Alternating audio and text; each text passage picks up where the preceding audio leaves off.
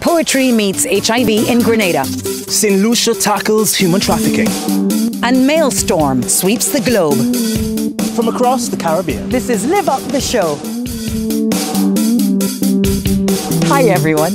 After not hearing anything at all about human trafficking, suddenly it's in the media all across the region, and we're talking a lot about it now on Live Up the Show. Yes, that's right, Alex. Today we have a report from St. Lucia where the government recently launched a workshop that really opened up the participants' eyes to the prevalence and severity of the problem, as you will see. The same thing seems to be happening with gender violence. After years of suffering, people are speaking out now. Finally. Shocked to learn about the number of girls and women that are raped and beaten. Social media obviously has a lot to do with these changes, because it's not so easy to hide things these days. Huh? And another great way to get information to a wide audience is through YouTube. Live Up recently discovered that our Caribbean rhythms are being enjoyed halfway around the world in Australia. The song Malestorm celebrates men's involvement in protecting women and children from abuse. You'll hear that later. So once again, just to recap, we're focusing on the 3 social justice issues that threaten the humanity of our region. That is human trafficking, gender violence, and how we combat HIV. Our first report comes from Grenada, where poetry is being used to communicate crucial facts about HIV, including safe sex and testing. The power of spoken word has ignited a new passion among Grenadian poets as they use this unique medium to raise awareness about HIV and AIDS across communities in Grenada. She stepped out of line, just one time. She made a mistake just one time. She slept without protecting her place just one time. She slept without a condom in her place just one time. The spoken word has taken on new meaning for many in the art form thanks to the initiative by Grenada. As part of the innovative youth-led community outreach program, Grenada provided a 2-part workshop to educate 10 young writers and poets about HIV. We were able to give them lots of information, not only on HIV and STI and stigma and discrimination, but the treatment and the whole process that someone living with HIV go through on a daily basis. So through their poetry, they will be able to give that information to the public. Now we are going to 4 communities and give information on these issues. I feel his body becoming one with me. Sensation sweeter than the last time, because this time there is nothing between us. Nothing rubbery on his surface rushing against my surface. But as I notice the boils on my skin forming on my soft skin, his hand slowly moves away from me. There is something different about me. He no longer wants to touch me.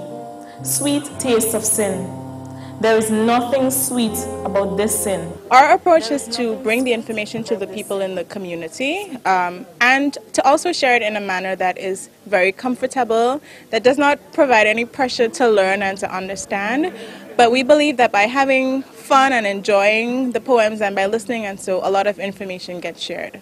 Now, after the poems are done, we're going to test people's knowledge and ask them questions on HIV and AIDS and on other STIs as well.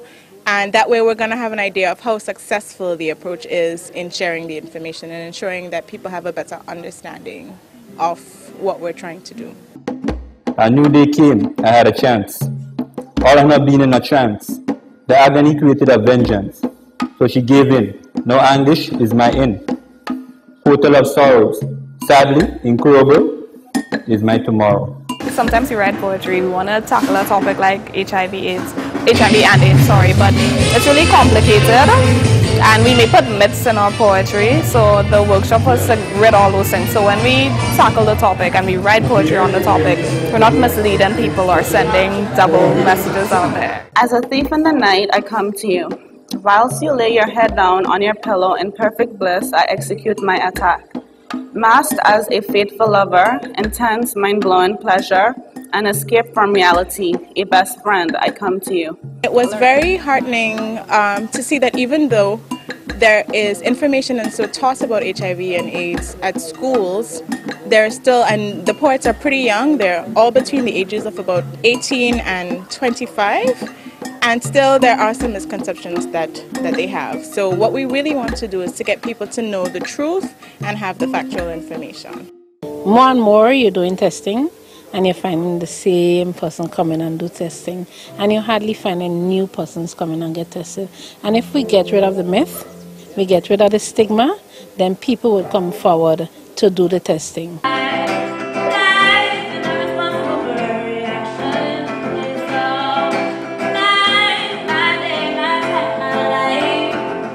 There is great optimism that perhaps this new approach, using spoken word to tackle HIV, bringing the information on a community level rather than the traditional manner, will be successful, with the ultimate goal of reducing stigma and discrimination. Amanda John from Grenada for Live Up the Show. Poetry and music are great mediums for this kind of message. They travel so far, and that's why they should be uplifting. Malestorm was recorded in Australia. Check the Caribbean rhythms boomeranging their way back on this one. It is a celebration of men's involvement in loving, protecting and respecting women and children. That's next. Part of living is going out and making good informed decisions. This is the most powerful defense in my mind of our generation. We have a serious problem with AIDS, we have a serious problem with a lot of things that young people are dealing with. But we have to be the one that create the social movement that change it. We have to be the change agent we're looking for. Remember, live up, love, protect, respect. Live up, shout, live up, shout.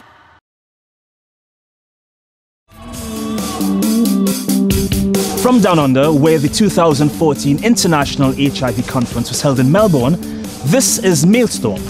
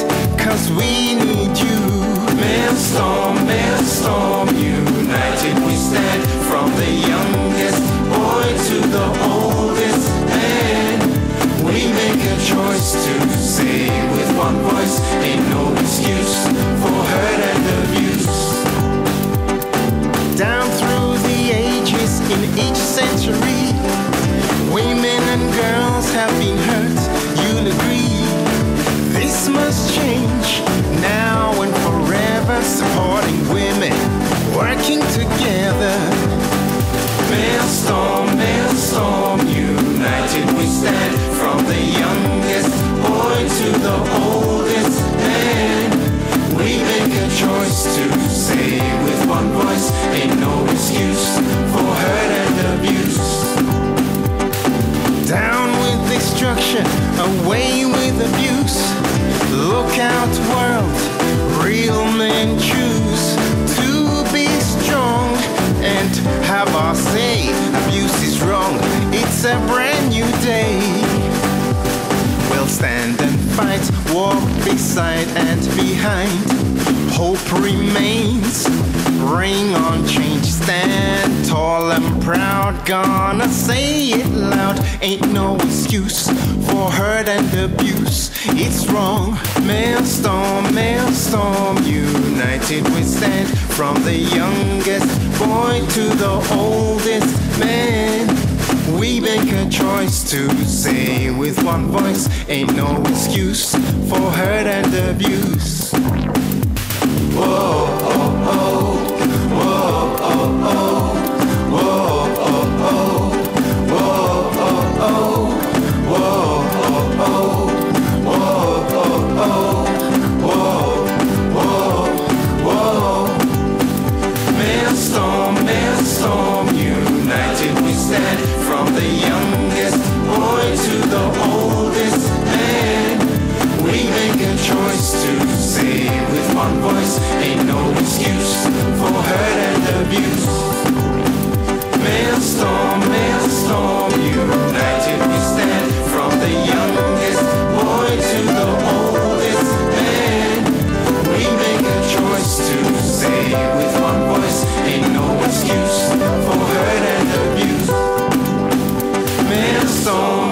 storm, united we stand, from the youngest boy to the oldest man. We make a choice to say with one voice, ain't no excuse for hurt and abuse.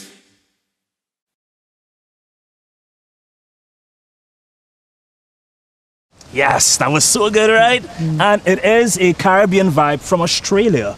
You know, no worries, we'll put a link to it on the Live Up Facebook page for you to check out. You know, Alex, I loved how the singers reached out to all different ages and different types, stressing that violence comes in many guises. Yes, it gives hope. Yeah. I mean, it appears that everyone has the potential for violence, Reagan, don't you think? It just takes real power to have self-control, to be able to express hurt or disappointment in ways other than by lashing out.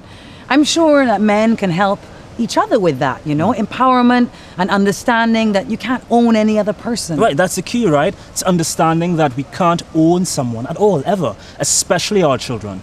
Our duty is to protect them and educate them, and of course, to give them the tools they need to succeed in life.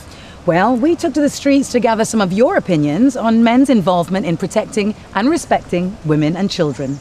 Yeah, I think men should be more involved in protecting the women and children, especially in the violence, because to me what occurs is men are the main perpetrators of domestic violence, and the women are usually the ones that are more likely victims. And so what I think should happen is that the men that do not perpetrate are not the ones that commit these acts need to be able to reach out to their counterparts, educate them once again, enlighten them and let them know there's a different way, or see they can get counseling for whatever issues they may have. Because once again, I believe that men have a vital role to play in a family.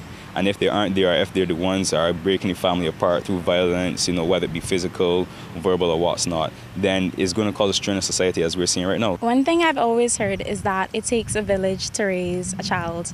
And men are part of that village, so therefore they should be helping with the protection of the children and the women. And not only protection in protecting them from other crimes or anything, but just generally being there for them and looking out and making sure that, you know, the child is doing well at school, or when they're hurt, anything. I just think we need to stop saying that men need to stop crying, because it's not working. It's doing something to them, and we need to just let them be who they are so that they can grow and mature and protect our children and our women. Yeah, I think we ought to be more involved, because in reading history, you would realize that a society is judged by the way they treat their elderly, their children, and their women, the vulnerable in society. I think even though some men become complacent when they are not actively involved in abusing women per se, but I think they should be making it out of style to be abusive to women. So men should show that it's not cool to be abusive. I believe that men should not only be expected to be involved more in the protection of women, but required to be. I'm a person who has a very strong tie with my mother, so I would really, really hate to think that someone would be out there trying to get one over on her.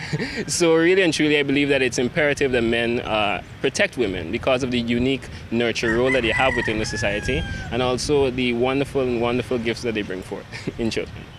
Yes, I do believe that men should be more involved in protecting women and children, because they're the masculine ones. Well, that's what they say they are. So they should be protecting the females and the children from the other men that don't really have that same state of mind. I think it would be great if we all just committed to protecting one another. Remember in the last episode, that was my suggestion for my change? Just human beings. Well, the St. Lucian government is doing something. It's strengthening its counter-trafficking legislation, and it's holding workshops to edify and empower key groups and institutions on the issues surrounding human trafficking. That's next. Driving around on the public road fast is a hazard. Drinking and unprotected sex is just another example of careless and irresponsible behavior. I think it's really important for young people to try and actually be engaged in what is smart and what is right for first yourself and then others.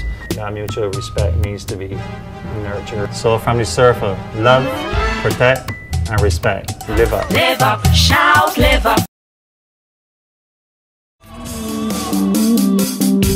Human trafficking is a serious crime and definitely a violation of human rights. It's a form of modern-day slavery which is occurring on an international, regional and local scale, as we see in this report from St. Lucia. St. Lucia, like most countries in the world, is not immune to the effects of human trafficking. The government of St. Lucia has in recent years strengthened its counter-trafficking legislation and organized workshops to edify and empower key groups and institutions on the issues surrounding human trafficking. So we covered things such as the basic concepts. What is trafficking? Who are the victims? Who are the traffickers? How do we protect the victims? How do we ensure that the perpetrators are made to pay for their crimes? We looked at raising awareness in terms of information campaigns. We looked at children in terms of being a special case and the special consideration that should be paid towards minors who are under the age of 18, and in terms of what the UN protocol says about protecting children. It's specifically what the Counter-Trafficking Act in St. Lucia says specifically about looking and caring for children who are victims. This is indeed an eye-opener because the information we gathered here today is new perhaps to all of us, especially to me. A lot of the things that I took for granted, that a child is missing, perhaps the child is living with a neighbor or the child is sick. A lot of the information we received today is information that can be used to ensure that children are guarded by their parents, or that we know, as a Ministry of Education, we know where the children are and how we can keep track of them. I would believe at the end of it all is really a societal issue that has to be addressed. The health of our society is important, not just clinical health, not just physical health, but our social health. And for that reason, I see it as an opportunity to educate our public and for them to see themselves as partners in this response to human trafficking. We looked specifically at children as a special group because children, by the nature of childhood, it makes them particularly vulnerable, and the impacts of trafficking on children are magnified. Just being here and learning about this thing, it was really an eye-opener, because for me, I don't think it would be happening in St. Lucia. I just thought it was persons who have a different culture, race, a different country based on what you're seeing on TV, and in St. Lucia now. I would never think it would be happening in St. Lucia. Some years ago, there was a young lady, I think from the Dominican Republic, and she made the news that she was promised a job in St. Lucia. When she came into St. Lucia, the job that was waiting for is not what she really wanted at all, and her passport, she didn't have a passport. She had no access to her passport. So there are persons who, I suppose, they are recruited overseas with the promise of a lucrative job in St. Lucia, but only when they get to St. Lucia they realize it's not the job that they really want to do.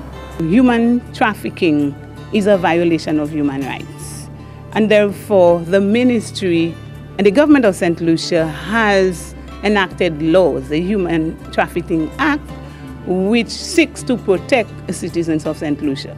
The legislation is there for the protection of everybody. We have the Counter-Trafficking Act of 2010. So we do have legislation already on our books to protect persons against trafficking. What we're doing at the ministry presently is to sensitize police officers on the legislation and how that legislation should be used to investigate and prosecute persons under that act. In listening and in sharing what we have recognized, there are certain things we have seen as normal, as cultural, that really and truly, if you look at it closely, it's not protecting the rights of persons. It's actually a violation. And as a result of that, what we would have to do is really do a serious education campaign.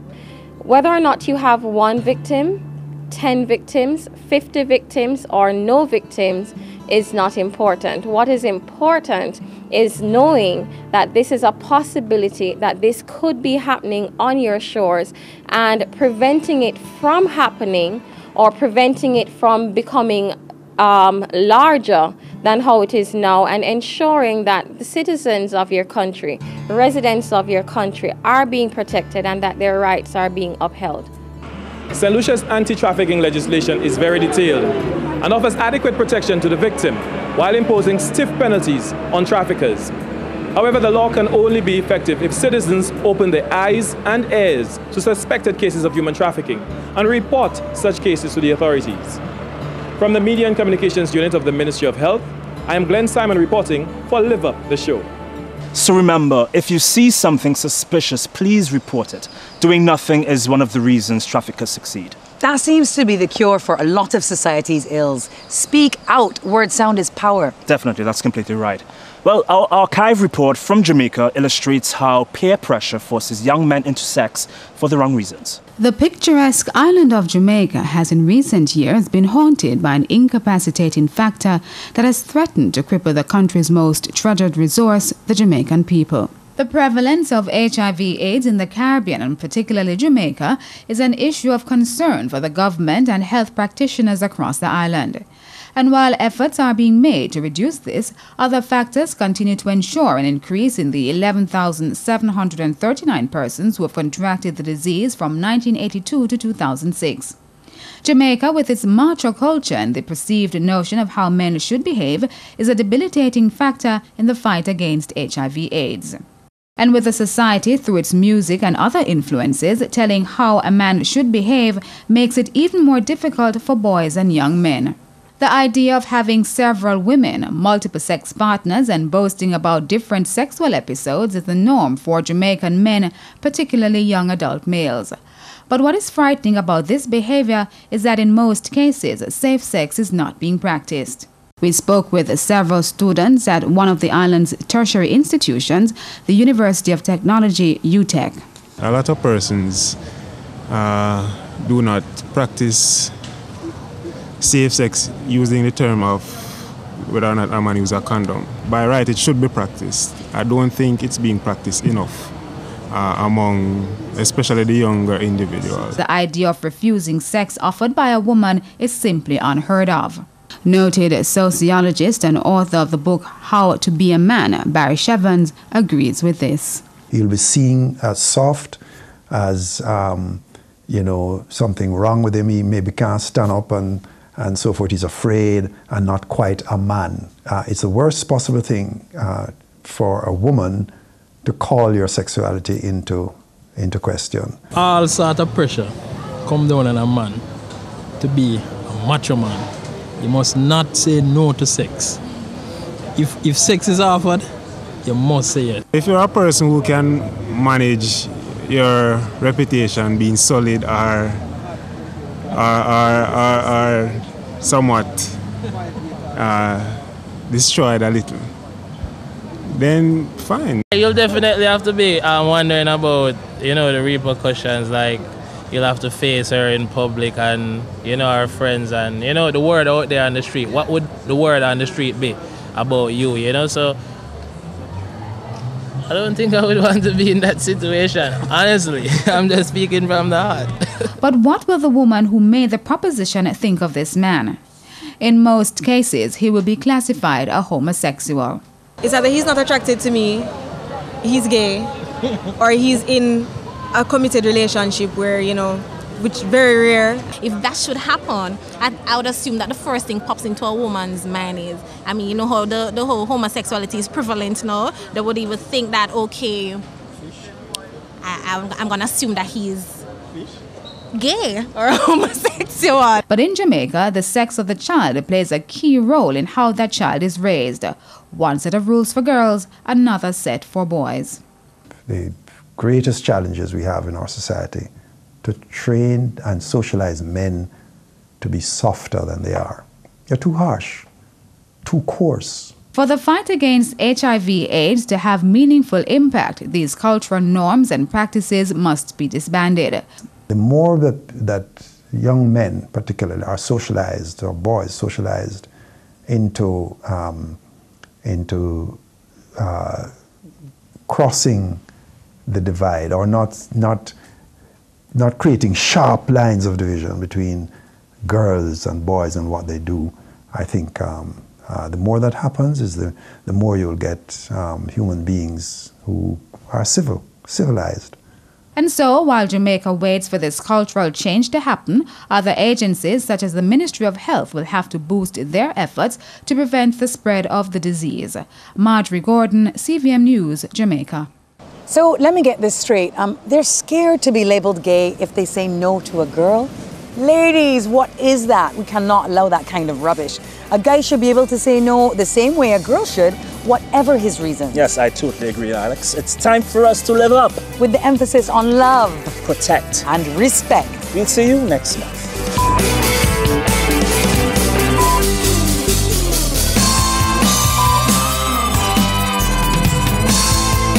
To remember, and another great way to get information seems to be the cure for a lot of society's ills is to speak out. Word sound is power. Please don't tell me I have a line there. I have a line there. Our archive report. I just saw this whole thing. I was like, yeah, you're going to be talking with this next page. Sorry. Oh, thank you.